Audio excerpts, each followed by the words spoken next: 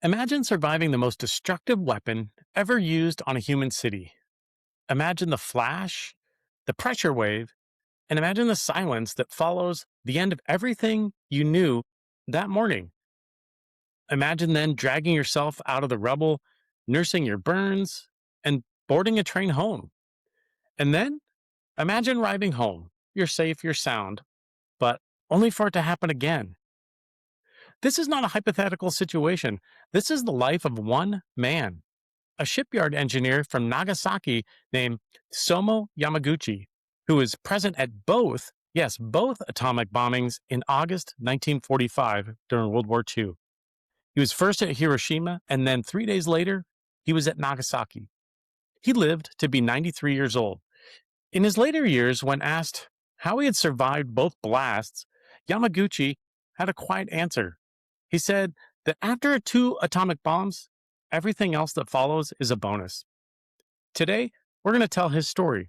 But to understand it fully, we need to first understand the weapon itself, where it came from, what it was designed to do, and the reasoning, contested to this day, by the way, behind why it was used. Because without that context, Yamaguchi's survival is just a miracle. But with that context, it becomes something much more profound. The story of the atomic bomb, it's been talked about quite a bit. This isn't the first podcast to ever talk about it. This isn't the first video that's on it. You can find lots of information. There's been movies about it, right? But it really doesn't begin in the deserts of New Mexico, but it begins in the labs and lecture halls of Europe in the 1930s. In 1938, two German chemists, Otto Hahn and Fritz Strassmann, made a discovery that would basically reshape the world. They bombarded uranium atoms with neutrons and found that the uranium had split, fission as it would be, releasing a staggering amount of energy. Their colleague, Lise Meitner, a Jewish physicist, worked out the theoretical explanation with her nephew, Otto Frisch. The energy released by splitting single uranium nucleus, Meitner calculated, was roughly 200 million electrons. To put that in perspective, a chemical reaction, like burning coal for instance, that only releases a few electron volts per atom. This was something on an entirely different scale. The scientific community immediately understood what this meant. If a chain reaction could be sustained for a long period of time, each split atom releasing neutrons that split more atoms that released more neutrons, the energy released could be almost unimaginable. In 1939, August, Albert Einstein, prompted by fellow physicist Leo Szilard, signed a letter to President Franklin D. Roosevelt warning that Germany might be pursuing a nuclear weapon. The letter urged the United States to do the same and quickly. Roosevelt responded by authorizing what would become the Manhattan Project, the most expensive and secretive scientific undertaking in American history. At its peak, the Manhattan Project employed over 130,000 people across dozens of states. Most of them had no idea actually what they were working on and what they were designing. The primary research and design hub was Los Alamos National Laboratory in New Mexico. They established that in 1943, and it was directed by J. Robert Oppenheimer, a brilliant, complex, and ultimately tortured man who would later describe himself invoking Hindu scripture as Death, the Destroyer of Worlds. The scientific team at Los Alamos was absolutely extraordinary. Enrico Fermi, who had already achieved the world's first sustained nuclear chain reaction under a squash court at the University of Chicago, Niels Bohr, the Danish physicist, Richard Feynman, Hans Bethe, and hundreds of others, many of them European Jews who had fled fascism and now channeled their grief and fear into building the most terrible weapon humanity had ever conceived. There were two designs. The first was a gun-type device using uranium-235, essentially firing one chunk of uranium into another to create supercritical mass. This design was so theoretically reliable that the scientists were confident enough to use it without a full test. They called this one Little Boy. The second design was much more complex, an implosion device using plutonium-239, where conventional explosives would compress a plutonium core to supercritically and simultaneously do that from all sides. This design required testing, and on July 16, 1945, in the New Mexico desert at a site called Trinity, it was detonated. The explosion, it was the equivalent of roughly 21,000 tons of TNT. The test tower was vaporized in an instant. The sand at ground zero fused into a greenish glass, later called trintonite, and a blinding flash was visible 160 miles away. Oppenheimer later recalled his thoughts at that moment. A few people laughed, a few cried, but most were pretty much dead silent. The world had entered a completely new era, and they all knew it. Germany actually had surrendered in May of 1945, but Japan Japan fought on. And by the summer of 1945, Japan was, by virtually every military measure, a completely defeated nation. American submarines had strangled its supply lines, firebombing campaigns led by General Curtis LeMay that had already killed hundreds of thousands of Japanese civilians and reduced much of Tokyo, Osaka, and Kobe to ash. Japan's navy Japan's navy was largely at the bottom of the Pacific Ocean after the Battle of Midway. Its air force was completely defeated and depleted. Food shortages, they were spreading, and the Soviet Union, which had agreed at Yalta to enter the Pacific War 3 months after Germany's defeat, was about to do exactly that. And yet, Japan's military leadership refused to surrender unconditionally. The planned American invasion of the Japanese home islands, codenamed Operation Downfall, was expected to be catastrophic, to say the least. Military planners projected American casualties in the hundreds of thousands and potentially millions of Japanese dead, as civilians were expected to resist with whatever weapons they could find. Kamikaze pilots were already in action. They had attacks on Allied fleet during the Battle of Okinawa. They had already demonstrated the willingness of Japanese forces to die rather than to surrender. President Harry S. Truman, who assumed office after Roosevelt's death in April and had only been briefed about the bomb's existence week before, he's the one that authorized its use. The stated rationale was essentially utilitarian. Dropping the bomb would end the war faster on balance, and it would save more lives, American and Japanese lives, much more than an invasion would. Truman called it the most terrible bomb in the history of the world, but framed it as a military necessity. The moral calculus, however, has never been clean. Critics then and now have raised serious objections. Japan was already on the brink of collapse. Some historians argue that Japan's leaders were already seeking a negotiated peace through Soviet intermediaries. Others point out that allowing Japan to retain the emperor, which the US ultimately did anyway after the surrender, might have ended the war without the bomb. And some also argue that the bombings were partially intended to demonstrate a brute power to the Soviet Union, and it was the first shot in what would become the Cold War, rather than just a pure military calculation. Defenders of the decision counted that Japan's military leaders had publicly vowed to fight to the last man, and that the firebombing campaigns, which had killed far more people, had not moved them towards surrender. They argue that the bomb's shock value broke a political and psychological deadlock that conventional warfare had just failed to crack. The debate is not settled. It may never fully be settled. What is settled is what happened next. 4 potential targets had been selected: Hiroshima, Kokura, Nagasaki, and Niigata. They had been deliberately spared from the conventional firebombings campaign so that the damage caused by the atomic bomb could be accurately assessed. All 4 cities had significant military value. Hiroshima was a major military command center and an embarkation point. Nagasaki had crucial shipbuilding and munitions industries. And on August 6, 1945, at 8:15 in the morning, the Enola Gay, a B-29 bomber piloted by Colonel Paul Tibbets, dropped Little Boy over Hiroshima. The bomb detonated at approximately 1,900 feet above the city. The fireball reached temperatures of several thousand degrees Celsius. Within a radius of 1 mile, virtually everything was obliterated. The pressure wave flattened buildings for miles. People within a half mile of the hypocenter, they were immediately vaporized. Some left only as shadows burned into stone walls. An estimated 70,000 to 80,000 people died in an instant. By the end of 1945, the death toll from injuries, burns, and radiation sickness would reach somewhere between 90,000 and 166,000. Among the people in Hiroshima that morning was a 29-year-old engineer, Tsutomu Yamaguchi. Tsutomu Yamaguchi was born on March 16, 1916 in Nagasaki, the very city that would become the setting for the second act of his remarkable and terrible story.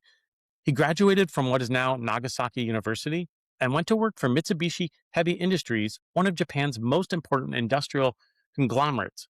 He was, by all accounts, a quiet, diligent, thoughtful man. He wasn't a soldier. He wasn't a hero in the conventional sense. He was a draftsman, an engineer. He was a husband, and he was a father. In late May 1945, Yamaguchi was assigned to Hiroshima for a 3-month work trip to help design a new oil tanker for Mitsubishi's shipping division. He worked and he lodged in the city, and on the morning of August 6th, he was actually preparing to leave. His assignment was complete. He was going home to Nagasaki, his wife, Hisako, and their infant son. That morning, he realized he had forgotten his Hanko, a personal identification stamp required for civilians traveling during wartime. He returned to the office to retrieve it. He was walking through a potato field near the Mitsubishi shipyard about 3 kilometers from what would become the bomb's hypocenter when he heard the drone of a single aircraft above. He looked up and saw 2 small parachutes drifting downward. He later recalled having just enough time to register their existence before the world turned white. In his own words, he described seeing the B-29 pass over the city and drop a small object, and then a great flash in the sky, and I was blown over. He also later described that flash to the Times of London as resembling the lightning of a huge magnesium flare. The explosion, it ruptured both of his eardrums, blinded him in one eye, burned his left side of his body so severely, and stripped much of the skin from his arms and face. He was thrown through the air and landed in a potato patch. When he came to, he told reporters, quote, "I didn't know what had happened. I think I fainted for a while. When I opened my eyes, everything was dark and I couldn't see much. It was like the start of a film at the cinema before the picture had begun, when the blank flames are just flashing up without any sound." What Yamaguchi was describing was the massive column of dust and debris that had been kicked into the sky by the detonation, enough to nearly blot out the entire morning sun. When his vision finally did return, he could see a mushroom cloud of fire in the sky over Hiroshima. The city he had worked in and lived in for 3 months, what he had all known, it was gone. So he dragged himself upright. He was burned, half blind, barely able to hear, and he started walking. In the immediate aftermath of the bombing, there were thousands of people moving through the ruined city in kind of a daze. Some were burned, some were bleeding. Everyone was disoriented, but they were moving. Survivors described them like ghost-like, skin hanging off their arms, walking in silence toward the rivers. Yamaguchi was one of those people. He was stumbling through the devastation, looking for people he may have known. He found 2 of his colleagues, Akiri Iwanga and Kuniyoshi Sato, who had also survived. Together, they sheltered in an air raid shelter that night. Then the next morning, made their way to the train station. The trains, remarkably, they were still running in some capacity of some sort. And on August 7th, one day after the bombing of Hiroshima, Tsutomu Yamaguchi boarded a train and went home. He went home to Nagasaki. There's something almost impossible to process about what he did next. He arrived home to his wife and his child, wounded and barely coherent, and he went to a doctor for his burns. That seems pretty normal. He was wrapped in bandages, he was exhausted, traumatized, struggling to hear, and struggling to see. He was experiencing what we would now recognize as acute radiation sickness, nausea, weakness, fever. And on August 9th, 1945, 3 days after Hiroshima, he did the unthinkable. He went back to work. Well, Japan was still at war, and Mitsubishi needed its engineers. And Yamaguchi, in the particular way that men of his generation often process trauma, through duty, through routine, and through a simple act of showing up, went to his office in Nagasaki. That morning, he was being briefed by his supervisor on the damage caused by whatever weapon had struck Hiroshima. His supervisor, he was skeptical, almost dismissive. Yamaguchi insisted, however, firsthand that a single bomb had destroyed the entire city. His supervisor reportedly called him crazy. And then at 11:02 in the morning, mid-sentence, the sky turned white again. The Boxcar, a B-29 piloted by Major Chris Charles Sweeney, had been dispatched to bomb Kokura, the primary target of that day. But Kokura was actually covered in clouds and haze, partly from fires still burning after conventional bombing raids, and possibly still smoke, honestly, from the Hiroshima bombing. So, after 3 unsuccessful runs over Kokura, running on low on fuel, Sweeney turned towards the secondary target, which was Nagasaki. The Fat Man bomb, the plutonium implosion device I talked about a little bit earlier, and the same one that was designed as Trinity, detonated at 1,650 feet above Nagasaki. The city's geography, its hills and its valleys, somewhat contained the blast compared to the flat terrain of Hiroshima, but the destruction, however, was still incomprehensible. An estimated 40,000 people died instantly, and by the end of 1945, the death toll had risen between 60,000 and 80,000. Yamaguchi, standing inside the Mitsubishi office building approximately 3 kilometers from the hypocenter, was knocked off his feet. The bandages, they were blown off his body. For the second time in 3 days, he had been caught within the lethal radius of an atomic bomb. Later, reflecting on the moment that he saw the mushroom cloud rise above Nagasaki, Yamaguchi described an almost surreal thought. He was certain, he said, that the cloud had chased him from Hiroshima, and he had escaped the first bomb, and somehow the bomb had followed him home. But you know what? He survived again. In the days that followed, Yamaguchi made his way home through a burning city. He found his wife and son alive. Hisako had been searching for burn remedies and had only survived because the hills surrounding the Yamaguchi neighborhood had sheltered her from the blast. The family, they hid in an air raid shelter as American planes continued to fly overhead. Yamaguchi described being too exhausted and too sick to feel much of anything. He later wrote that he was fully prepared to die, and he honestly did not expect to live. But he did live. Japan announced its surrender August 15th, 1945.